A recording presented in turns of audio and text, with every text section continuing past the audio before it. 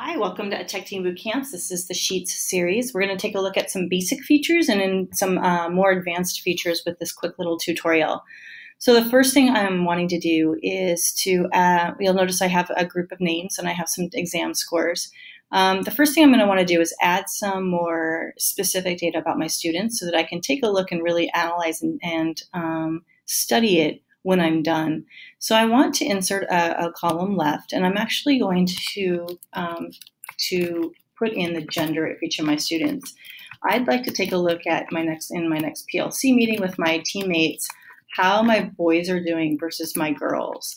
And so I'm going to be able to, here in just a little bit, take a look at the girls' test scores versus the boys' test scores and see if there's much of a difference.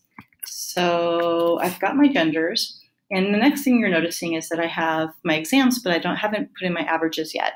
And that's a really quick feature and pretty simple once you know how it's done in Sheets. I'm just going to highlight my two exam scores, and here's where I want to make sure my average is.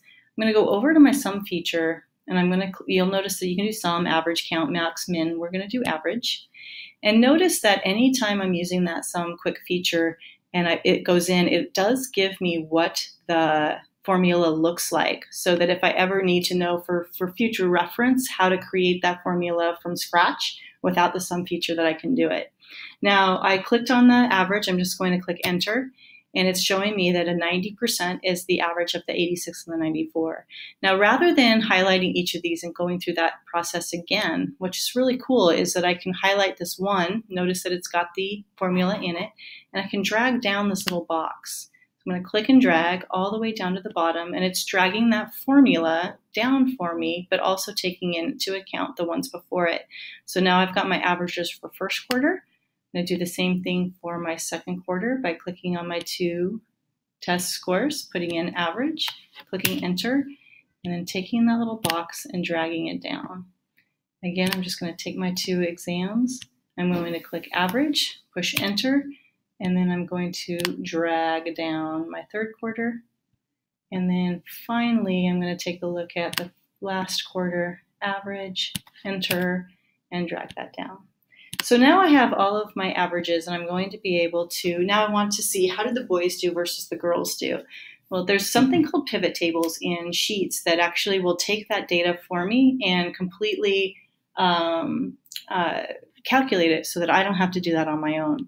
So I'm going to highlight this whole sheet by clicking this little box right here. I'm going to go to data and then pivot table. When I do that, you'll notice that it gave me a second tab at the bottom, pivot table. All my original data is in the first tab. And I'm going to be able to now add rows. So what do I want coming down this way? I want my genders, boy versus girl.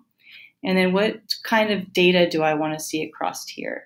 So that's values. I'm going to put in first quarter average. And notice when I put in first quarter average, it gives me this sum as a default. And I want to change that to average. There's my averages. I'm going to go with second quarter. I'm going to change that to average. I'm going to go with third quarter. Change that to average. And I'm going to go with fourth quarter. So now you're seeing that I'm able to see how my boys versus my girls did in my class on all of these little exams. Now you don't have to use boy and girl for the labels there. You can also think about your second language learners. You can put in